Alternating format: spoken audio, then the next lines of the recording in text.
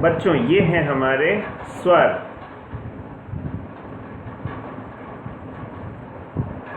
सबसे पहले अ।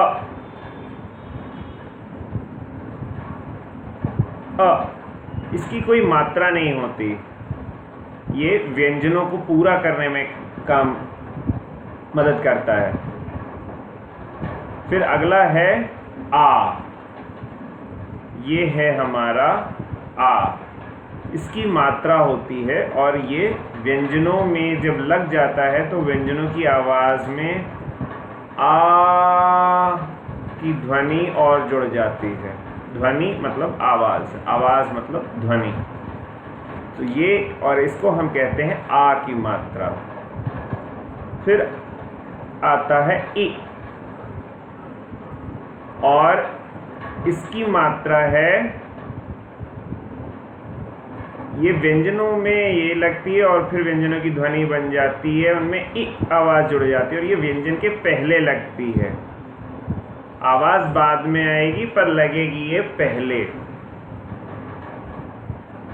ई लंबी आवाज़, ये था हमारा ई। और अब बारी आई ई की। ये ई है और इसकी मात्रा ऐसे लगती है, ई की मात्रा। अगला स्वर है हमारा उ। इसको बोलते हैं उ। उ की मात्रा नीचे लगती है लाइन के। उ। इसके बाद है हमारा स्वर जिसका हम लोग बोलते हैं ऊ।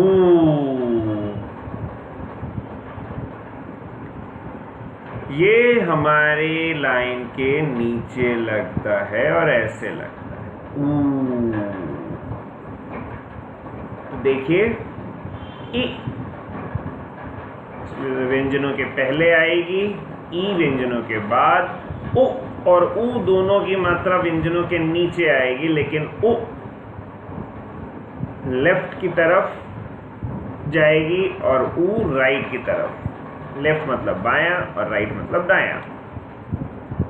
हम लोग इसे आगे और पीछे भी कह सकते हैं। उ जाएगी पीछे की तरफ, ऊ जाएगी आगे की तरफ। अब उसके बाद आता है स्वर ए। इसको ऐसे भी लिख सकते हैं या फिर ऐसे भी लिख सकते हैं और इसकी मात्रा होती है व्यंजनों के ऊपर आती है और ये लगेगी यहाँ से ऐसे ए। स्वर में कहीं इसकी बनावट नहीं है, ये कहीं नहीं बनता है, लेकिन जब मात्रा लगानी होगी तो ऐसे ही लगेगी। अगला स्वर है हमारा ए। यहाँ एक चीज़ ध्यान दीजिएगा, कुछ बच्चे इसे आई बोल देते हैं जो कि गलत है। ये भी दोनों में से किसी भी तरीके से बनाया जा सकता है और इसकी मात्रा भी व्यंजनों के ऊपर आएगी और ये दो मुकुट लेकर के आएगी। ये है हमारा ए। इसमें नीचे कुछ नहीं आता। अब अगला स्वर है ओ का। ये है ओ।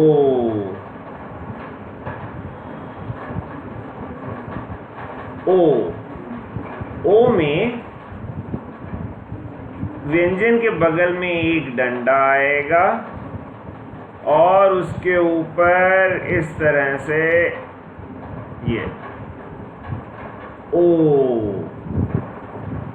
तो अगर क में ये जोड़ दिया तो उसकी आवाज़ बदल के हो जाएगी को।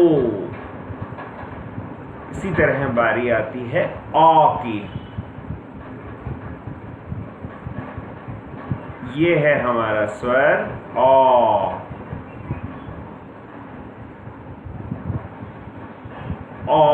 और इसकी मात्रा जैसे ओ की मात्रा बनती है वैसे बनाई और ऊपर से एक और ऐड कर दिया।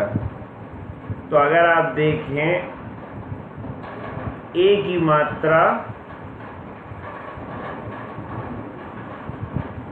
ध्यान से देखिए, आपको अंतर समझ में आ जाएगा। ए की मात्रा और ओ की मात्रा ऊपर एक जैसी हैं, बस ये डंडे का अंतर है। और ए की मात्रा और ओ की मात्रा में भी डंडे का अंतर है। अगला स्वर है हमारा अंग।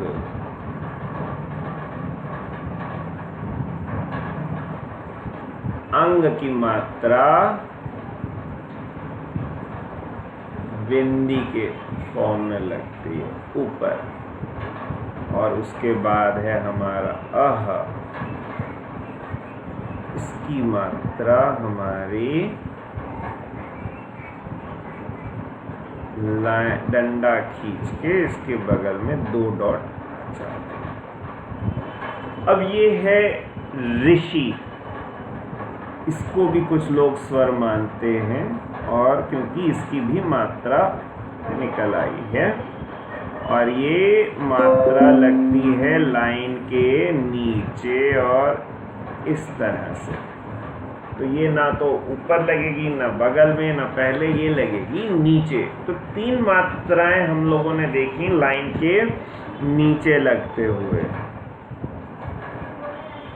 3 मात्राएं लगेंगी जो लाइन के नीचे लगती हैं। एक है उ, एक है ऊ, और एक ये री। बाकी सब लगती हैं लाइन के बगल में या ऊपर। जो लाइन के सिर्फ ऊपर लगती हैं वो हैं कौन सी? ए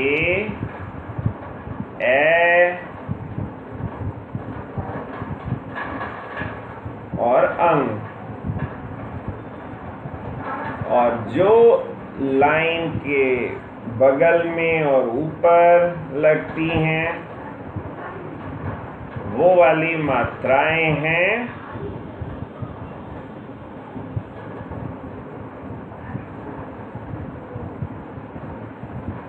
ई पहले लगेगी, ई बाद में लगेगी, ओ बाद में, औ बाद में। और जो सिर्फ बगल में लगती है ऊपर नहीं, वो है हमारी आ और आहा। अब हम लोग देखते हैं आधे अक्षर पूरे अक्षर। मैंने बताया अ मात्रा नहीं लग देता, ये व्यंजनों को पूरा करता है। तो व्यंजन ये है हमारे आधे और पूरे। ये जो व्यंजन है इसको बोलेंगे क,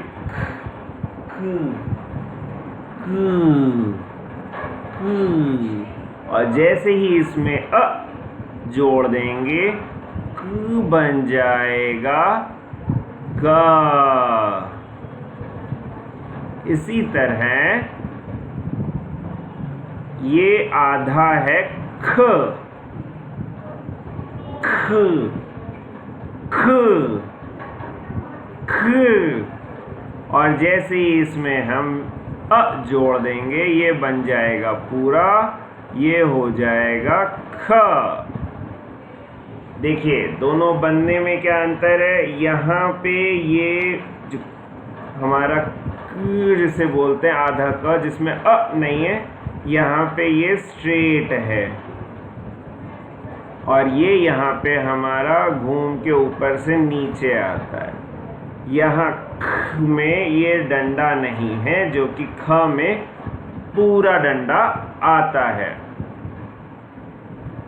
इसी तरह आगे हमारे आते हैं 2 और। एक है हमारा ग, ये है हमारा ग, और जब इसमें अ जुड़ जाएगा ये बन जाएगा ग।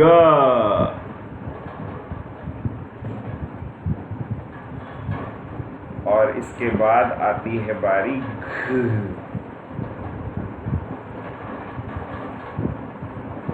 इसको लिखने के 2 तरीके हैं। एक ऐसे लिखते हैं और एक ऐसे भी लिखते हैं। नीचे इधर लाइन, व्यंजनों में अगर नीचे इधर लाइन बना दी तो वो आधा हो जाता है, तो इसको बोलेंगे घ। और ये है घ। तो घ मतलब घू में अ जोड़ दिया, बन गया घ। इनके बारे में अभी हम लोगों ने आगे और पढ़ेंगे।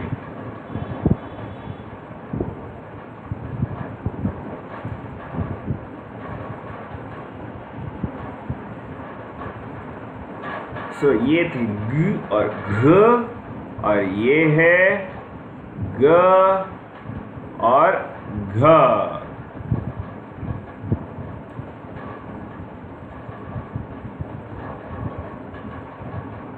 घ